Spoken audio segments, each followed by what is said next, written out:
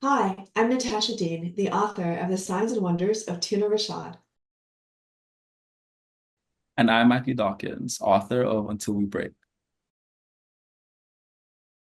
And I'm Paul Coccia, author of Literature and the upcoming young adult novel Recommended Reading. And we are 3 of the 10 authors pleased to introduce you to the ANNEthology. The ANNEthology is a collection of young adult short stories reimagining the Canadian classic Anne of Green Gables. And it was published by Acorn Press in 2024, the year we celebrate the 150th birthday of L.M. Montgomery. As Lucy Maud wrote, there's such a lot of different Annes in me. I sometimes think that is why I'm such a troublesome person. If it was just one Anne, it would be ever so much more comfortable, but then it wouldn't be half as interesting. So each author was challenged to write their version of Anne and bring Anne into 2024, allowing audiences to experience modern versions of the beloved character with new slants. And to demonstrate how Anne has lasting relevance and resonance, but with a little bit of zhuzh and an update to reflect the world and people around us today. With that in mind, Matthew, who is your Anne?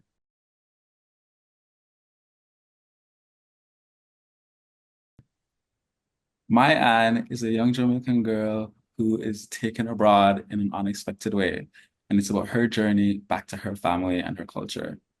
Natasha, who's your Anne?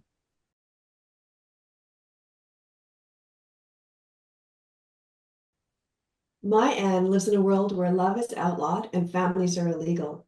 When she finds out that the government is burning books, she must decide what and who she'll sacrifice in order to stop them. Paul, who's your Anne?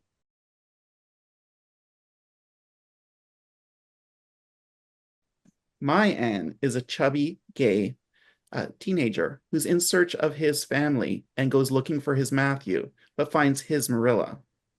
So from the 3 of us, To all the kindred spirits. Enjoy discovering the diverse variety of Annes within the pages of the ANNEthology. bye. Bye and happy Bye. reading. Thanks for Happy reading. reading.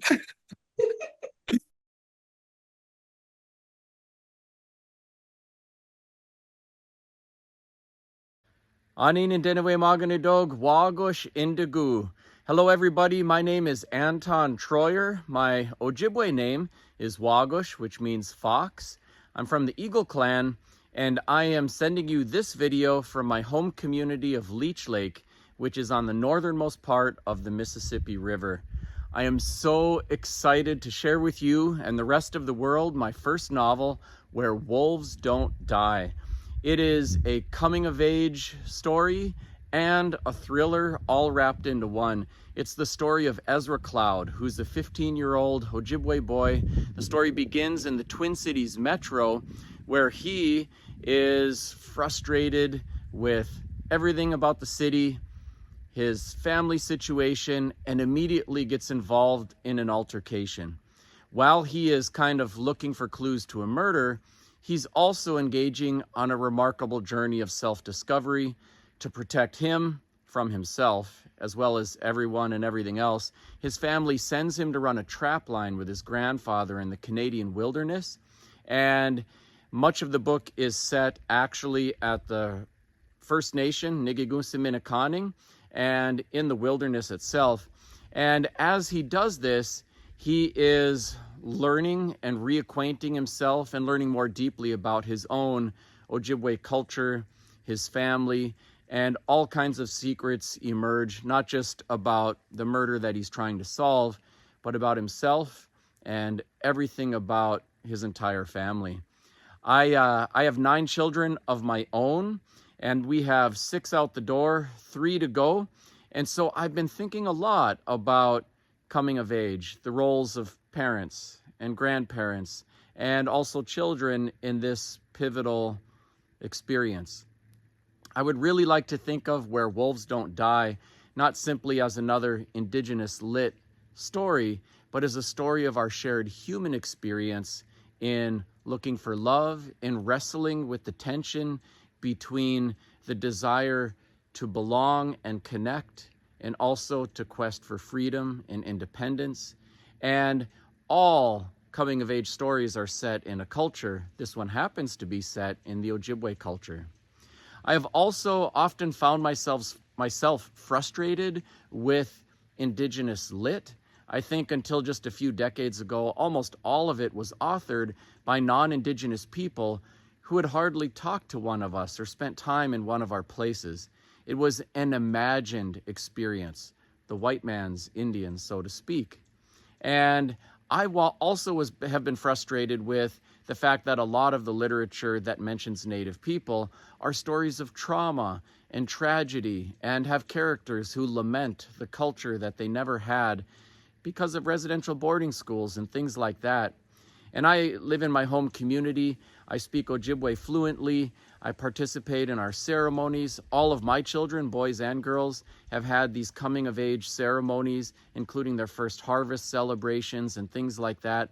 So I wanted to give people a different experience. Instead of another lamentation about tragedy and trauma, I wanted to give people a window into the living, beautiful, vibrant Ojibwe culture that still thrives in our space.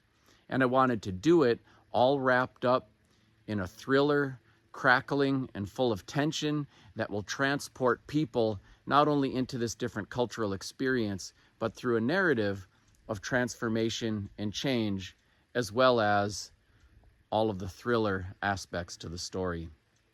One of the other things I've been thinking about a lot as I have been writing Where Wolves Don't Die is that we've started to do better in recent years at holding up more female authored work, and it's about dang time.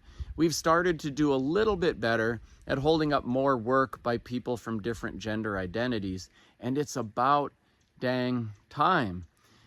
We've also started to do a little better at identifying some of the unhealthy messages that we give to boys about what it means to be a man, unpacking toxic masculinity.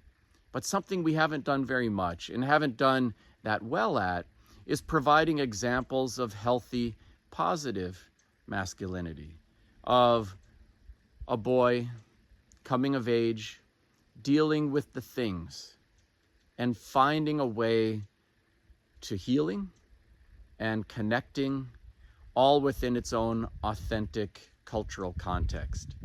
I'm so excited about Where Wolves Don't Die, about what it has to say about our shared human experience, and the way that it will give you a window into the authentic Ojibwe culture. I'm looking forward to the ongoing conversation. Thanks so much for listening. Miigwech.